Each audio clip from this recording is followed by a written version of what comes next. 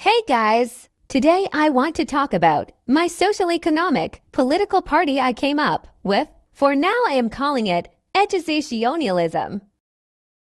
Basically, this party believes that a society should be both educated and organized. However, it also believes that every individual has a right to privacy and their own opinion.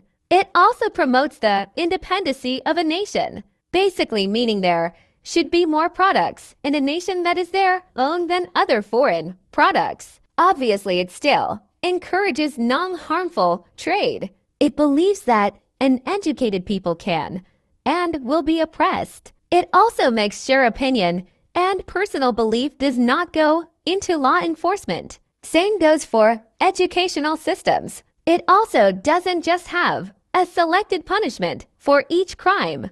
A punishment for a crime is determined by how it has affected the victim, family, and environment, plus the severity of the crime. Also, to get to the standard of an educated society, here is my plan. Basically, there is going to be a section of the government for educational purposes. They will make lesson plans that will take place in the span of 2 months or more. It'll get approved by the school administration. Teachers can request adjustments to the lesson plan if they want to if it is done a week before that lesson is to take place. Teachers must at least be paid $75,000 per bi-week, 2 weeks. Also, larger cities will have something called city zones, basically just parts of a city. This will help better determine where funding needs to go for what. For example, if crime is more frequent in a city zone, the city can send funding for better